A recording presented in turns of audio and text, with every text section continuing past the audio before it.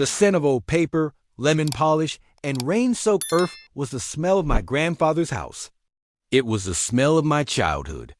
Pulling into the familiar gravel driveway, my beat-up sedan seemed to sigh with relief, its engine ticking softly in the damp November air. The house, a sprawling Connecticut colonial that had always felt more like a library with a kitchen attached, stood silent against the bruised purple of the twilight sky. It looked lonely. Inside my car, the future of my career was packed into 3 painstakingly crafted architectural models. They were my heart and soul rendered in basswood and acrylic. MY entry for the prestigious Covington Prize. The competition's theme this year was legacy, and I had poured everything I had into a design for a community library inspired by the man waiting for me inside. My grandfather, Arthur. He was a civil engineer by trade, but an architect of lives by nature. He built bridges, real and metaphorical, and I was trying to build something that would honor him, that would make him proud. As I carefully lifted the first model from the passenger seat, its delicate trusses and sweeping glass facade felt impossibly heavy. This wasn't just about winning. It was about showing him and maybe myself that the lessons he taught me had taken root, that his legacy of building things that last, things with integrity, would continue through me.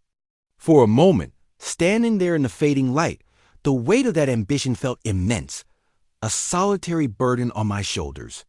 If you've ever felt like you're fighting for a dream alone, with everything you are on the line, hit that like button to let me know I'm not the only one. Inside, the house was colder than I expected.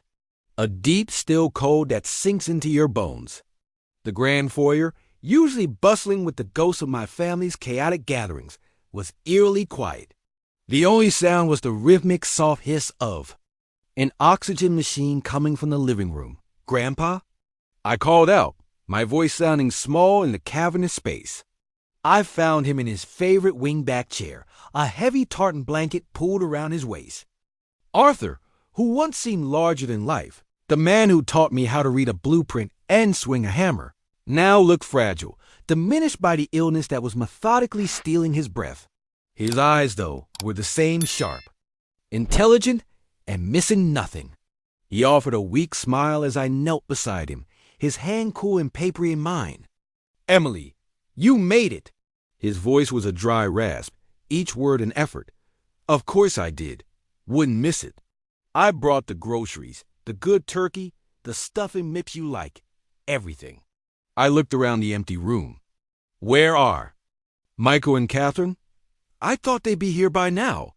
Michael said he was leaving work early to help me get set up. A flicker of something I couldn't quite read passed through Arthur's eyes. He didn't answer. Instead, he lifted a trembling finger and pointed toward the mantelpiece, at a single white envelope propped against a framed photo of my grandmother. My heart began a slow, heavy drum against my ribs. I walked over and picked it up. My name was written on the front in Catherine's perfect looping script. Catherine, my fiancé's mother, a woman who treated politeness as a weapon and whose smile never ever reached her eyes.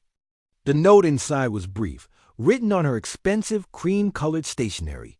"Dearest Emily, something simply divine came up, a last-minute chance to get some sun in Florida before the holidays.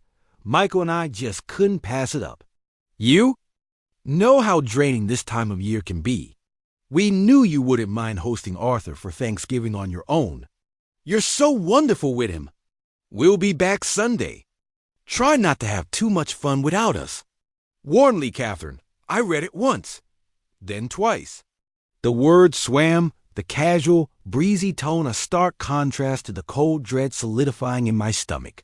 Hosting Arthur, as if he were a piece of furniture they'd forgotten to put in storage. I looked from the offensively cheerful exclamation points to my grandfather's tired face. He was watching me, his expression unreadable. "Last minute," he rasped, his voice barely a whisper. The hiss of the oxygen machine filled the silence that followed. "They booked the flight 6 weeks ago."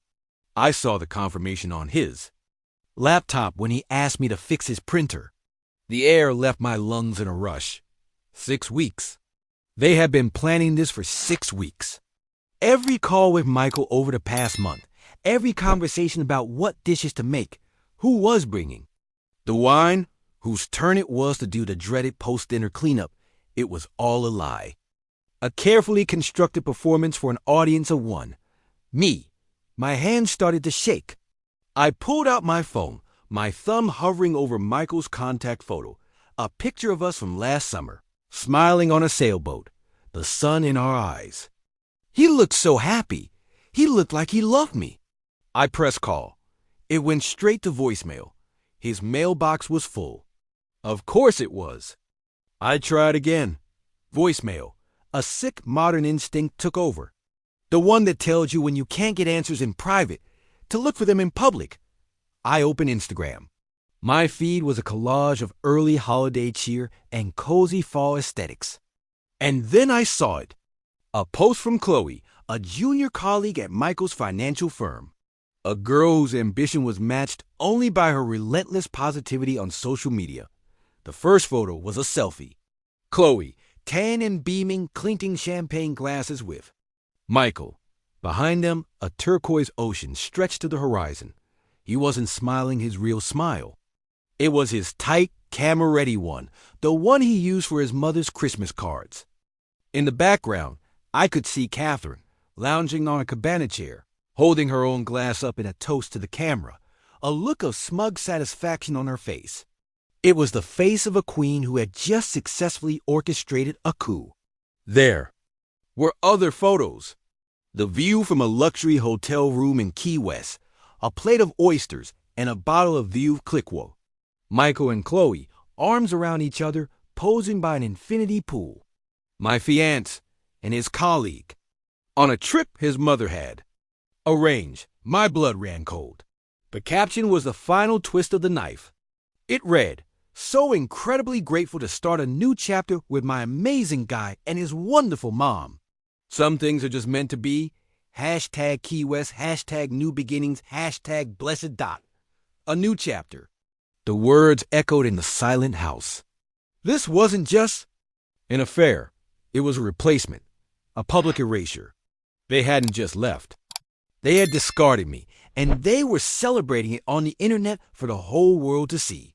I sank onto the arm of the sofa, the phone feeling like a block of ice in my hand. The hiss of the oxygen tank seemed to get louder, counting out the seconds of my life's implosion. I felt my grandfather's gaze on me, a silent, knowing presence. He wasn't surprised. That was the part that hurt the most. He had seen this coming. A different kind of panic began to bubble up through the shock, hot and acidic. The money. We had a joint savings account, a place where we were pooling our resources for the wedding, for a down payment on a house. But it also held the last of the inheritance my father had left me when he passed away. $15,000. It was my emergency fund, my safety net, the seed money I'd earmarked to start my own firm after the competition. With trembling fingers, I navigated to my banking app, my breath held tight in my chest. I didn't want to look, but I had to know. The login screen blurred. I blinked, forcing my eyes to focus. The page loaded. Joint savings account, $34.17 available balance, $87.14. I scrolled down through the recent transactions, my heart pounding a frantic, painful rhythm. There was, 2 days ago, a single clean transaction. Withdrawal counter. Amount. $15,000, $15,000. My $15,000. Gone. Taken from a bank branch in our city 2 days before they flew to Florida. He had stood in line, looked the teller in the eye, and gutted our shared account. He had stolen my father's legacy to fund a romantic getaway with another woman, orchestrated by his mother. I felt nothing. It was a strange, terrifying calm. The shock was so profound, so absolute, that it had short-circuited my ability to feel. I just sat there, staring at the screen, at the digital proof of my own stupidity. I had trusted him. I had trusted them. I had built my future around a man who saw me as nothing more than a temporary inconvenience and a source of funding. A Soft shuffle of slippers on the hardwood floor pulled me back to the present. Arthur was standing in the doorway, leaning heavily on the frame. He looked from the phone in my hand to my ashen face. He didn't offer platitudes or easy reassurances. He offered something far more valuable: the truth. When he was 17, Arthur's voice was steady, cutting through the fog in my head. His sister needed braces. Your grandmother and I gave him the money to take to the orthodontist's office. $3,000.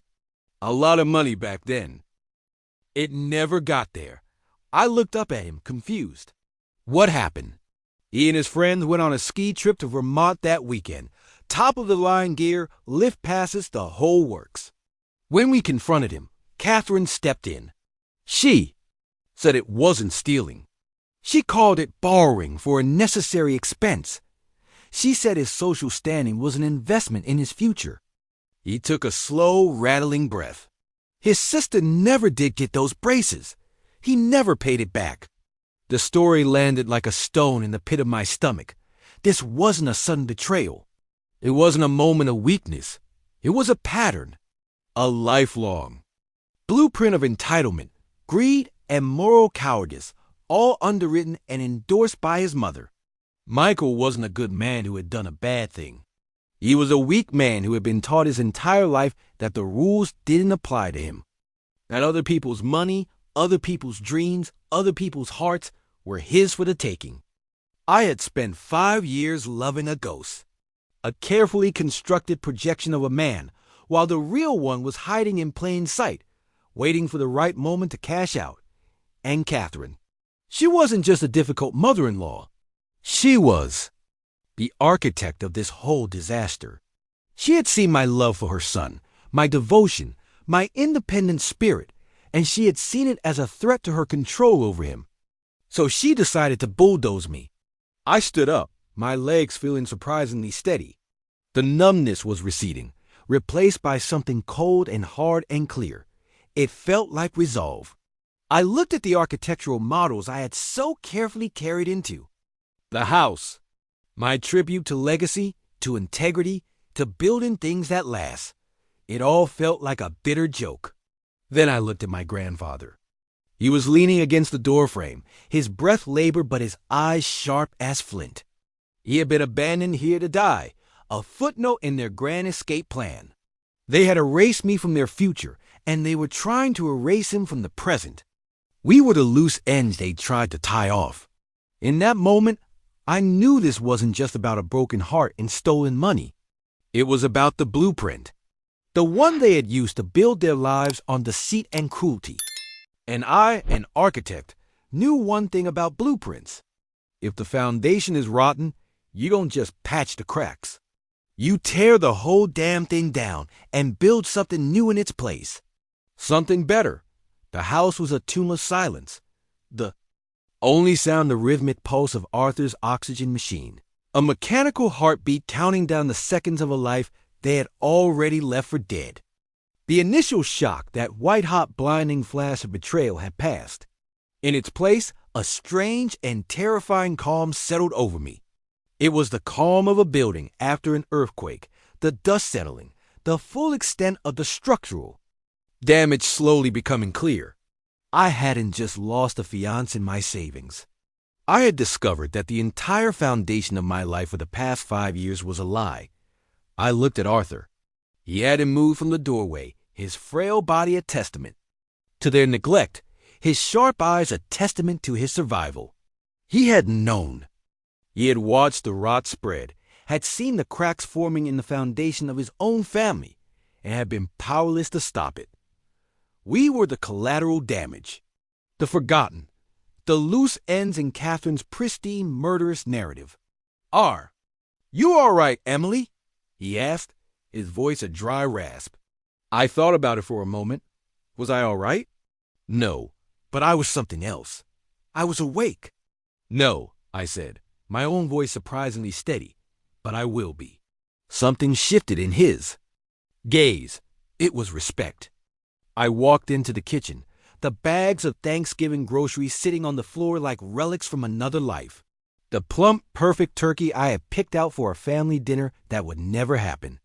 The cranberry sauce, the stuffing mix, the pumpkin pie, a feast for ghosts.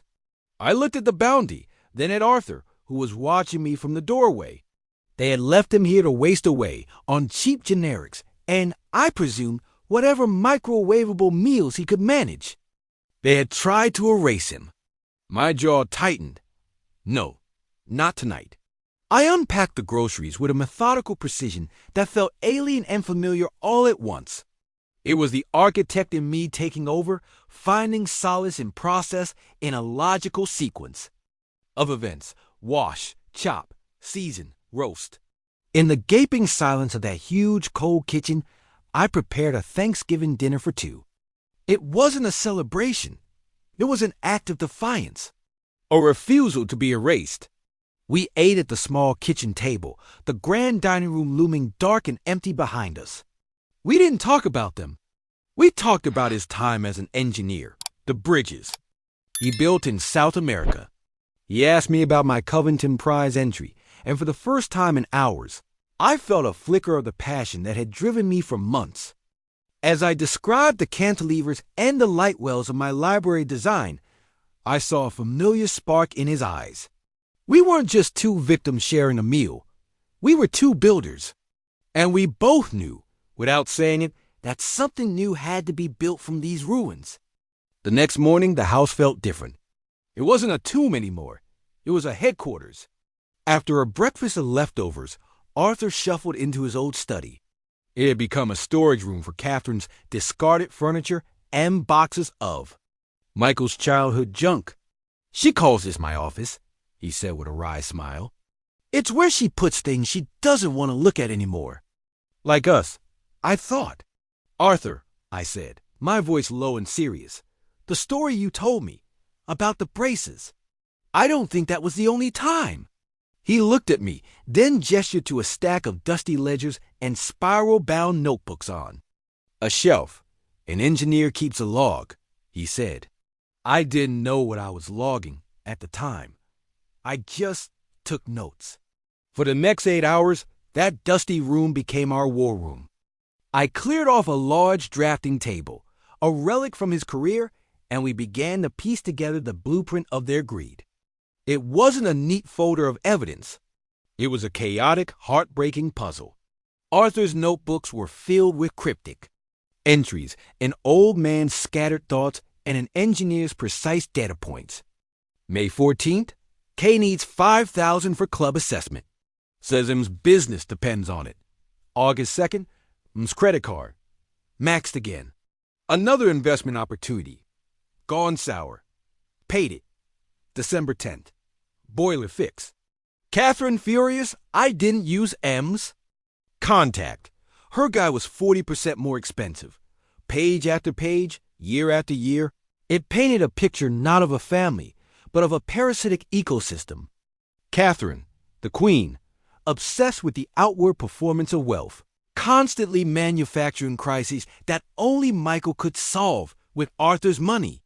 And Michael, her willing prince, addicted to the lifestyle, terrified of failure, and utterly dependent on his mother's approval and his stepfather's quiet bailouts. They weren't just taking his money. They were draining his life force, entry by painful entry. My own part in the story became sickeningly clear. I wasn't just Michael's fiancé. I was a resource. My steady job, my good credit, my inheritance wasn't a shared future. It was a new line of credit for them to exploit. The $15,000 wasn't just a theft. It was a transfer of assets. My mind raced, connecting the dots. The stolen money. The public Instagram post. The timing. This wasn't just a breakup. It was a strategic maneuver. They weren't just leaving me. They were replacing me. And the replacement had a name. Chloe. I pulled out my phone and went back to her Instagram. I scrolled past the Key West photos, past the staged smiles and champagne flutes. I went deeper. Her profile was a curated feed of ambition. Photos of her speaking at Junior Chamber of Commerce events. Posts about female empowerment in the financial industry.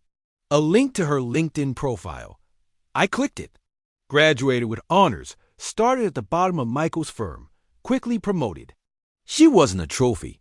She was an asset. Ambitious, attractive. And, I suspected, completely unaware of the rotten foundation of the life she was being offered. Catherine hadn't chosen a bimbo. She had chosen a successor. Someone she could mold. Someone who would be so grateful for the upgrade in her life that she wouldn't ask too many questions. Someone just like I used to be. A cold, hard realization settled in. Confronting Michael and Catherine was a dead end. They operated in a closed loop of narcissism and enabling. Arguing with them would be like arguing with a hurricane. But Chloe was the weak point in their design. She was the new element, the one who didn't know the full history.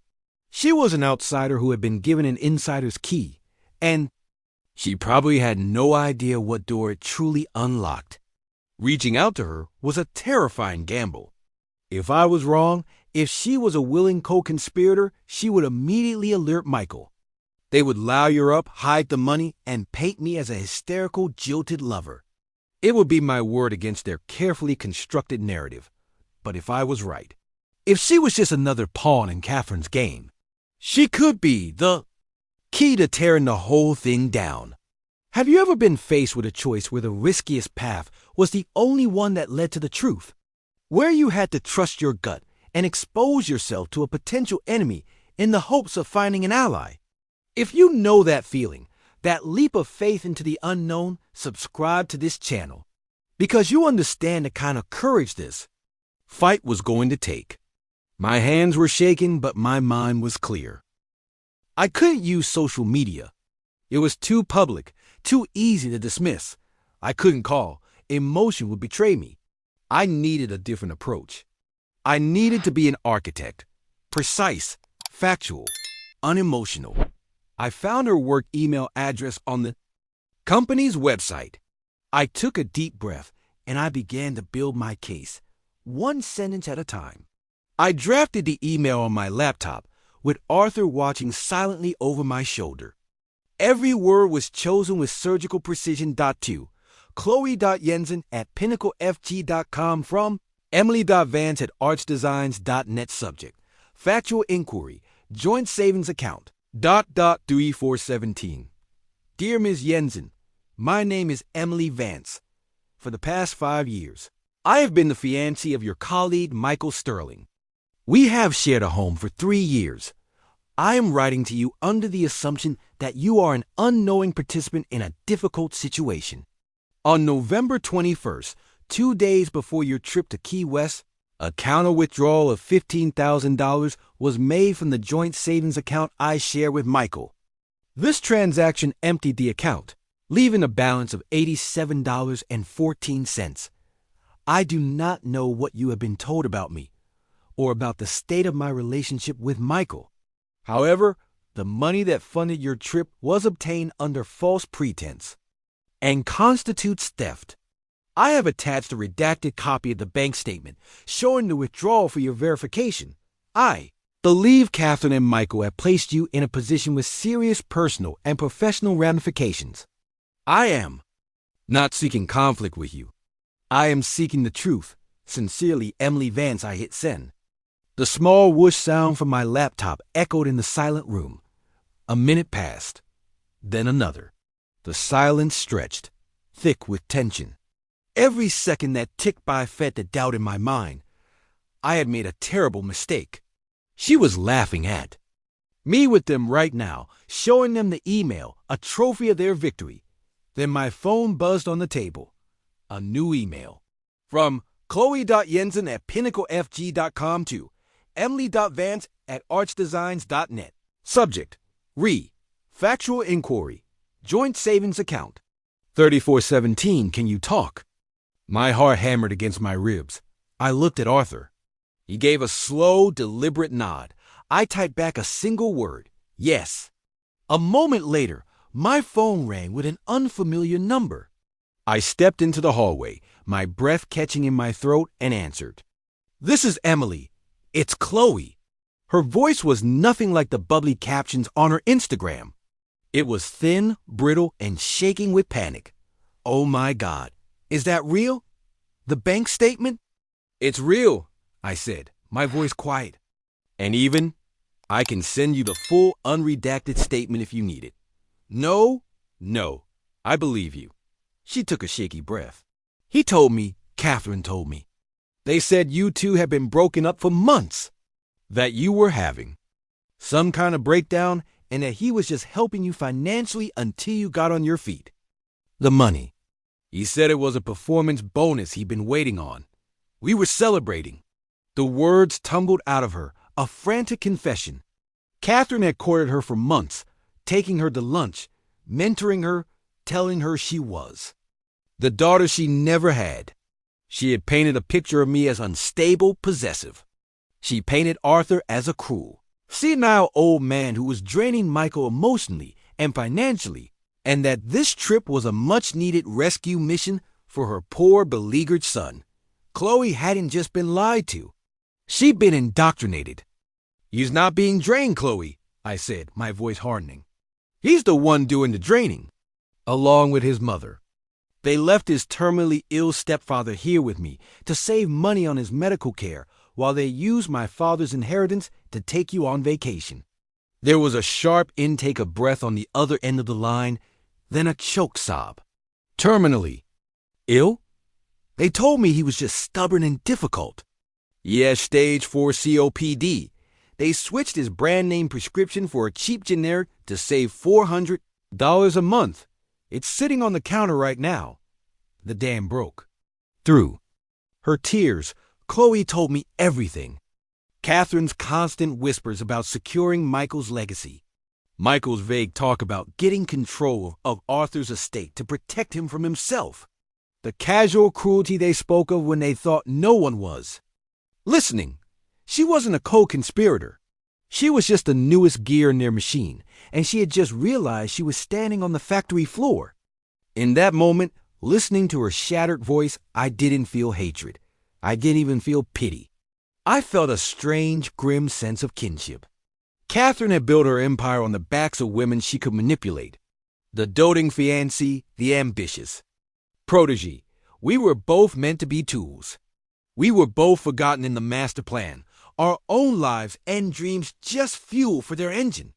Chloe, I said, my voice firm, pulling her back from the edge. Crying isn't going to help us, but information will. She sniffled, her breathing steadying. What do you mean, us? They targeted both of us, I said. You're as much a victim in this as I am. They used your ambition, just like they used my love. The question is, what are we going to do about it? There was a long pause on the other end of the line. The fear in her voice was replaced by something else. Something cold and hard. It was the same feeling that had been crystallizing in my own heart for the last 48 hours. What do you need me to do? She asked. The Alliance of the Forgotten was born. The cacophony that erupted in the dining room was the sound of a dynasty devouring itself. Chloe's quiet, dignified exit had been the pulling of a final pin. The family, a tribunal of shocked and furious faces, turned on Catherine and Michael. It wasn't a discussion. It was a vivisection. Uncle David, his face the color of a thundercloud, pointed a sausage-like finger at Michael, who had shrunken into his chair, weeping openly like a child. You let her do this? He boomed, his voice shaking with a rage I had never seen. You let her bleed your own father dry, and then you try to have him declared incompetent, while you're sunning yourself on a stolen vacation. Catherine, for the first time in her life, was silent. Her face was a mask of shattered porcelain, the carefully applied lacquer of her superiority completely gone. She looked from the accusing face of her brother-in-law to the sobbing mess of her son, and in that moment, she seemed to grasp the terrifying reality. Her creation had been her undoing. The son she had molded into a tool of her ambition had just publicly named her as the architect of his moral collapse. She had lost control of the narrative, and in her world, that was a fate worse than death. I didn't stay to watch the rest. My work was done. I placed a gentle hand on Arthur's shoulder. Let's go, I murmured. He nodded, his eyes weary, but clear. I helped him to his feet, and together we walked out of the room. The shouting and crying faded behind us, the soundtrack to a demolition. We didn't look back. The days that followed were strange. The big house, once a monument to Catherine's ego, became a quiet infirmary, a sanctuary. The angry phone calls came, of course. Aunt Carol called, weeping, to apologize for their collective blindness. Uncle David called, his voice grim to us. Informed me that Michael and Catherine had been effectively excommunicated from the family, asked not to attend Christmas or any future gatherings until significant amends were made. He told me, with a sort of grim satisfaction, that Michael had called him begging for a loan. He had been told to get a job. But we walled ourselves off from the drama. I spent my time with Arthur. We didn't talk much about the reckoning. There was no need. The justice we had sought wasn't in their punishment, but in the restoration of his dignity. We sat in his study, now cleared of Catherine's discarded junk, and he told me stories. He talked about my grandmother, about the day they met, about the color of her hair in the summer sun. He talked about the bridges he had built. In Colombia, the precise mathematics of stress and load, the beauty of a perfectly executed cantilever. I showed him my final designs for the Covington Prize, spreading the blueprints across the big drafting table. He traced the lines of my community library with a trembling finger, his engineer's eye missing nothing. He'd tap a point on the schematics. The load-bearing capacity here, he'd rasp. Have you accounted for the lateral wind shear? From the north? He saw things I hadn't, not flaws, but opportunities for improvement. For 2 days, we worked on it together, the architect and the engineer. He was weak, his breath often coming in ragged, painful gasps, but his mind was. A brilliant, shining thing. We weren't just building the model. We were building a bridge between his legacy and my future. On Saturday evening, the house was quiet except for the sound of an old jazz record and the soft hiss of the oxygen machine. Arthur was tired, settled deep into his favorite wingback chair with the tartan blanket over his lap. He seemed smaller than ever, but his eyes were bright. "Emily," he said, his voice a faint whisper. I knelt beside his chair. He motioned to a heavy, worn book on the side table. It was his old engineering textbook from college, its pages soft and yellowed. "With age. I want you to have this," he said. He had written something on the inside cover. I opened it. In his shaky but precise hand, it read, "For the architect. Build something better." Tears pricked my eyes. I looked up at him, my throat thick. "I will, Grandpa," I whispered. "I promise." He smiled, a real peaceful smile. "I know you." "Will?" He closed his eyes, his breathing evening out to the rhythm of the music. He looked peaceful. I sat on the floor beside his chair, my head resting against the worn leather, and listened to the music with him, the silence between us filled with everything that had been said and everything that no longer needed to be. I must have drifted off. When I woke up an hour later, the record had ended, and the only sound in the room was a profound, unbreakable silence. The hissing had stopped. Arthur was gone. He had passed peacefully, on his own terms, in his own chair, in his own house.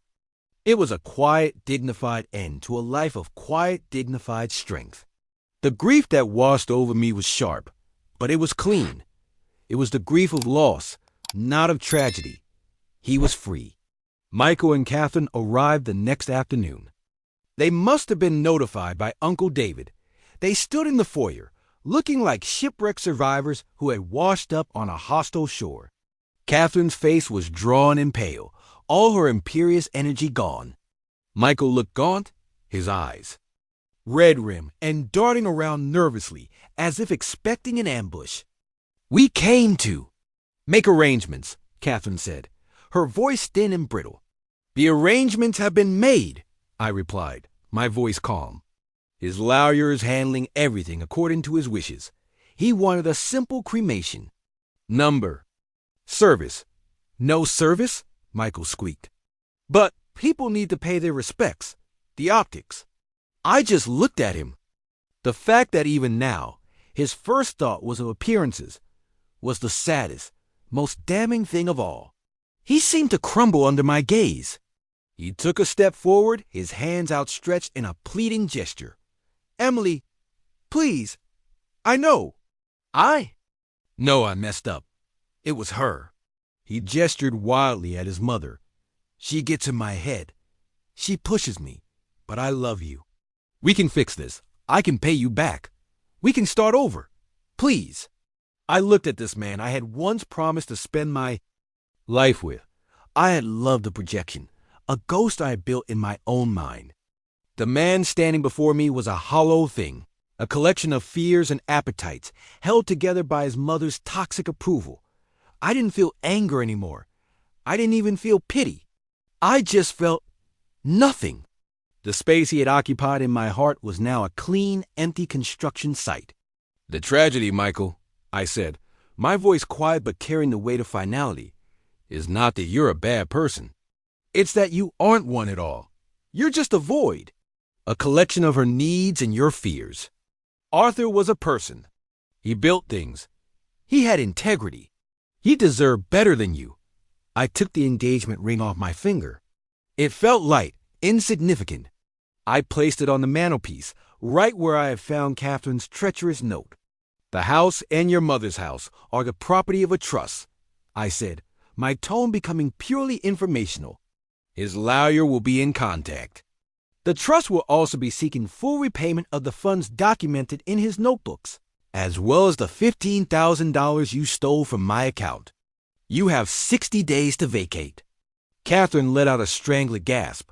Michael just stared, his mouth hanging open. The architect in me had delivered the final structural report. Their lives were condemned. I picked up my bag and the old engineering textbook.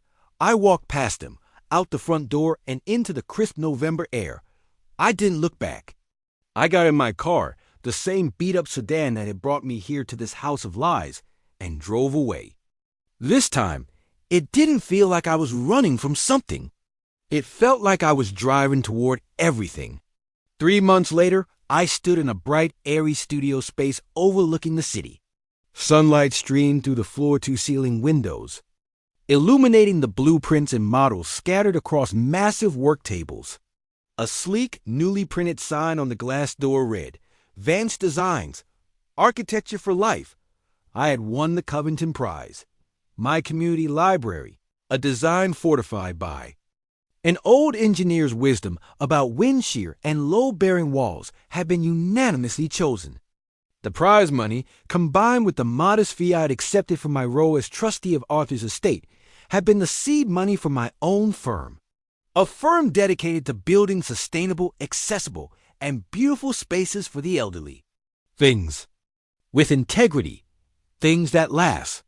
My father's stolen inheritance had been repaid in full by the trust. The last I heard, Catherine had sold her jewelry and moved into a small condo, her social world shattered. Michael was working a low-level sales job, living in a rented apartment, and still, I'm sure, blaming his mother. Their story was over. Mine was just beginning. Arthur's engineering textbook sat on the corner of my desk, a constant grounding presence.